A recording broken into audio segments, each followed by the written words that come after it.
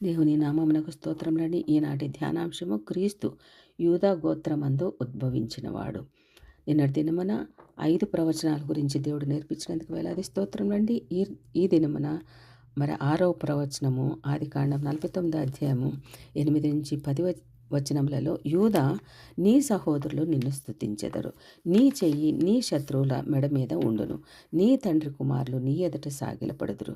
యూదా కొదమ సింహము, నా కుమారుడా, నీవు పట్టిన దాన్ని తిని వచ్చితివి. సింహము వలెను ఆడు సింహము వలెను అతడు కాళ్ళు ముడుచుకొని పండుకొనెను. అతని లేపువాడెవడు? షిలోహు వచ్చే వరకు యూదా యుద్ధ నుండి దండము తొలగదు, అతని కాళ్ళ మధ్య ఉండి రాజదండము తొలగదు. ప్రజలు అతనికి విధేయులై ఉందురు. యాకోబు తన కుమారుడైన యూదాకు ఇచ్చిన దీవెనండి ఇది. నెరవేర్పుగా మత్తయి సువార్త 1వ అధ్యాయం 1 నుంచి 17 వచనములలో, అబ్రహాము ఇస్సాకు యాకోబును, అతడు యూదాను అతని అన్నదమ్ములను కనెను. యూదా తామారు నందు పెరెస్సును కనెను, జెరహును కనెను. అలాగున 17వ వచనము వరకు చదివినచో యేసుక్రీస్తు యూదా గోత్రంలో ఉద్భవించినట్లుగా మనకి అర్థమవుతుందండి.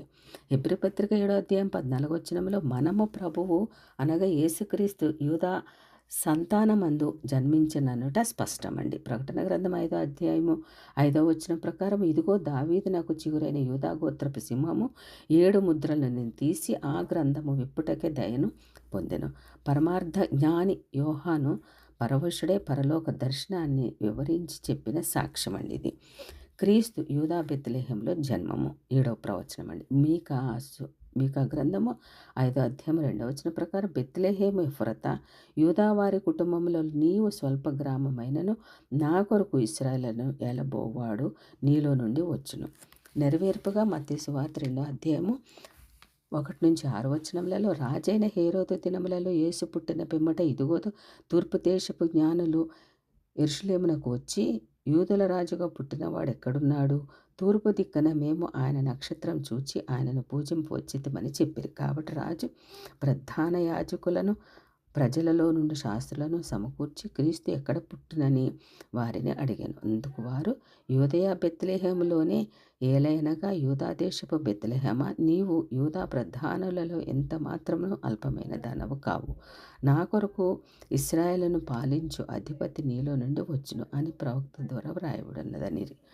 క్రీస్తు దావీదు సింహాసనము ఆసీనుడగుట ప్రవచనం అండి. యెషయా గ్రంథం 9వ అధ్యాయం 7వ వచనం ప్రకారం, ఇది మొదలుకొని మితి లేకుండా దానికి వృద్ధియు క్షేమమును కలుగునట్లు సర్వకాలము దావీదు సింహాసనమును రాజ్యమును నియమించును. న్యాయము వలనను నీతి వలనను రాజ్యమును స్థిరపరచుటకు అతడు సింహాసనాసీనుడే రాజ్య పరిపాలన చేయును. సైన్యములకు అధిపతిగా యెహోవా ఆసక్తి కలిగి దీనిని నెరవేర్చును. నెరవేర్పుగా లూకా సువార్త 1వ అధ్యాయం 32వ వచనం ప్రకారము, ప్రభువైన దేవుడు ఆయన తండ్రి అయిన దావీదు సింహాసనమును ఆయనకిచ్చును. ఆయన యాకోబు వంశస్థులను యుగయుగములు ఏలును. ఆయన రాజ్యము అంతము లేనిదై ఉండును. గబ్రియేలు దూత మరియతో మాట్లాడిన మాటలండి.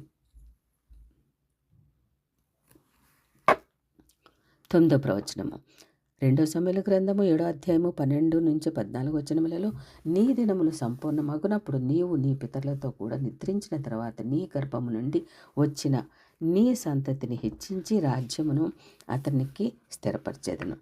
అతని రాజ్య సింహాసనమును నిత్యము స్థిరముగా ఉండును. నేను అతనికి తండ్రినే ఇందును, అతడు నాకు కుమారుడై ఉండును. యెహోవా దేవుడు దావీదుతో అన్న మాటలండి. నెరవేర్పుగా అపోస్తల కార్యములు 13వ అధ్యాయం 23వ వచనం ప్రకారము, అతని సింహాసనం నుండి దేవుడు తన వాగ్దానం చొప్పున ఇశ్రాయేలు కొరకు రక్షకుడు యేసును పుట్టించెను. అతడు అనగా దావీదు. పరిశుద్ధుడైన పౌలు అంతియోకియలో చెప్పిన సాక్ష్యం అండి. 10వ ప్రవచనము. ఇప్పటివరకు కూడా మనము 9 ప్రవచనములు నేర్చుకోవడానికి దేవుడిచ్చిన సమయంలోకి వేలాది స్తోత్రములండి.